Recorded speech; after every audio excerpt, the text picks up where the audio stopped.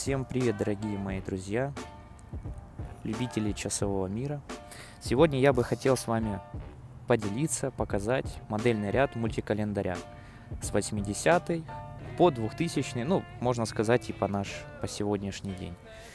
Первая модель у меня мультикалендаря, которая выпускалась с 80-х годов по 90-й. Эта модель у меня уже считается поздняя, так как она была выпущена в 92-м году. На моем календаре первая отметка года — это 92 год, то есть часы были выпущены в 92 году. Календарь рассчитан, кажется, по 2010 год. Нет, по 2014 год, по 2014 год. А дальше он уже можно его использовать дальше по кругу. Я как-то сниму видео, как пользоваться календарем, потому что система реально интересная, необычная. В обычных часах такое, в принципе, и не встретишь. Это, можно сказать, как разработка японская. Советские тоже инженера такое использовали, но то уже другая история, то уже, можно сказать, как копирование и все остальное. Эта модель у меня 92 года выпуска. Это следующий модельный ряд после этой модели. Эти часы 92 года, и рассчитаны они, кажется, до 2015 года. А может быть и 2014. Наверное, до 2014 года. И последняя моя модель, на которой бы я хотел бы сегодня остановиться и рассказать, это Orient мультикалендарь 2010 года выпуска. В таком интересном дизайне, на кожаном ремешке, но так было не с самого начала. Это часы, можно сказать, моей семьи, это часы моей девушки, а девушки часы — это ее, получается, дяди, которые, можно сказать так, попали мне в руку.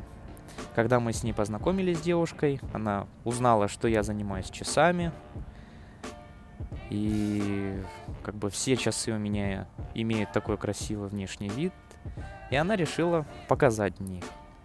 Может быть, я что-то придумаю. В итоге, когда они попали ко мне в руку, я где-то приложу фотографии, если найду. Просто я не знаю. Скорее всего, найду. Я здесь их прикреплю, какие они были до.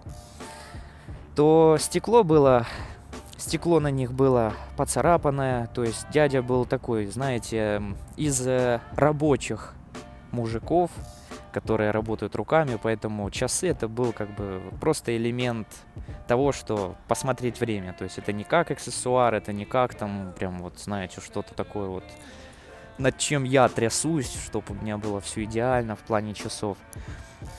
Поэтому, когда попали в руки часы ко мне, то я понял, что нужно что-то придумать и восстановить, потому что часы памятные, все-таки часы семьи, и было бы неплохо, чтобы они были в прекрасном внешнем виде и были в моей коллекции и носились.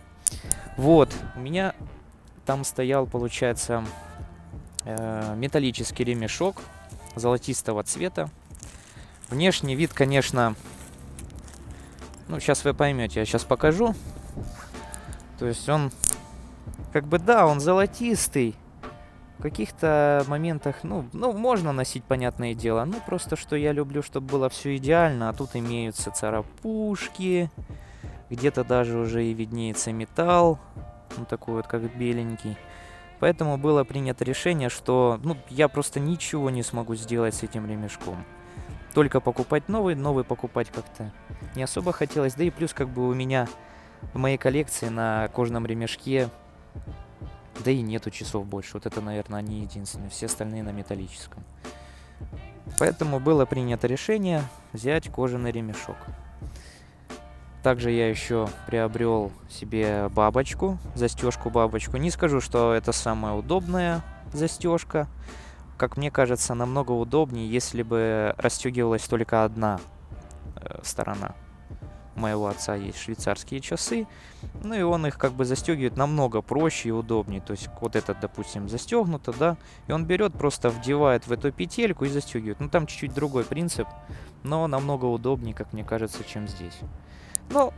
часы, можно сказать, не на каждый день, поэтому, в принципе, неплохо. И это, кстати, тоже Savage, тоже хороший ремешок кожаный, фирменный. Это, не помню, кажется, это швейцарские часы. Кажется, швейцарские, я вот не помню точно. Просто был ремешок, лежал, вот как раз нашлось, куда его применить. Стекло я менял. Стекло менял, начал искать сразу же по всем площадкам, по всему интернету, и на японском, и на английском, и на eBay, где я только не искал, но такого стекла я не нашел, так чтобы, знаете, купить и самому поменять. Я обращался в мастерскую. У нас в Харькове есть один мастер, точнее, я знаю два мастера, которые способны на это. Один мастер во время войны, к сожалению, выехал. Я приезжал к нему в мастерскую. Это одна из самых таких старых у нас мастерских в Харькове. Это на Короленко. Там такой старенький еврей сидит, знаете, вот именно скрупулезно все это делает. Он смог бы выточить такое стекло именно формы бочка. Но его не было, поэтому пришлось искать еще одного человека. В итоге нашел мастерскую. Парень молодой. Сказал, да, все сделаю, все получится, все будет красиво. У него и были примеры работ, то есть он похожие делал модели. Я обратился к нему и получил реально качественное стекло. Просто, вот знаете, вот сделал, ну вот именно оригинал.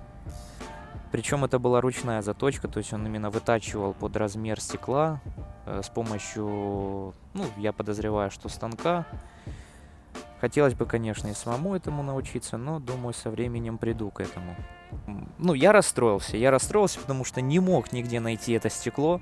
Очень хотелось восстановить часы, так что, ну, память. Вот я люблю носить какие-то часы с памятью. И я понимаю, что стекла нигде нет, еще и этот еврейчик уехал, и просто, ну, в капец.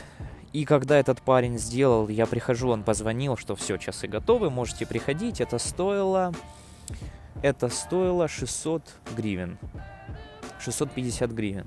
Как бы да, для стекла может быть и дороговато, особенно как не для сапфирового, но в принципе, с установкой, с заточкой, ну, еще неплохие деньги. Допустим, если поменять на обычное круглое стекло, да, ну, в часовых мастерских на обычное стекло, допустим, арен, там оно стоит 250 гривен поменять. С установкой, все.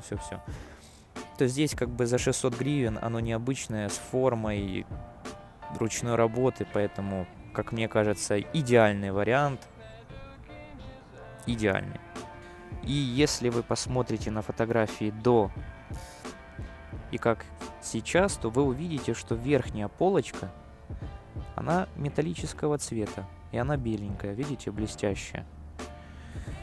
Тут тоже было принято решение, что нужно что-то с этим делать. Мне не нравились эти царапины, допустим, если боковые грани у нас матовые, видите? Ну, тоже я немножко подзалез, и получается, как металл беленький просматривается. Но он как бы сильно не портит внешний вид, поэтому, то знаете, как хороший овраг, или как там говорится, лучший овраг хорошему, вот. Это как раз тот случай, когда хочешь сделать лучше, а оно получается как всегда. Тут тоже немножко вот тут просвечивается беленький металл, но в принципе внешний вид имеет просто обалденный. Я дал именно жизнь вторую этим часам. Теперь они находятся в личной моей коллекции. В этой коробочке. На данный момент просто я поставил другие часы, чтобы не было дырочки. А так они находятся в коробочке. Захожу в комнату, вижу их, радуюсь. Одевал, наверное, за все время, может быть, раза 3. Ну, в принципе, так со многими моими часами. Потому что сделал новые, одел, поносил. Купил новые, сделал, поносил. И так со всеми часами. Поэтому, дорогие друзья, если у вас есть такие часы, в принципе, имеет решение такое быть, видите, поменять, найти человека, который поменяет стекло, часы уже изменятся. И верхнюю полочку тоже можно восстановить, в принципе, и будет внешний вид просто обалденный. Так же самое и задняя крышечка. Заднюю крышечку тоже я подделал, видите, она у нас теперь блестящая такая, яркая. Механизм тут находится 46943, классический, который они уже выпускают с 80-х годов и по сей день. То есть это такой настолько вечный механизм, что я даже не знаю. Теперь нужно еще заиметь часы 70-х годов, и будет полная коллекция. Можно сказать, что полная эволюция. Благодарю за просмотр, подписывайтесь, ставьте лайки и следите за новостями. Всем хорошего дня, до свидания.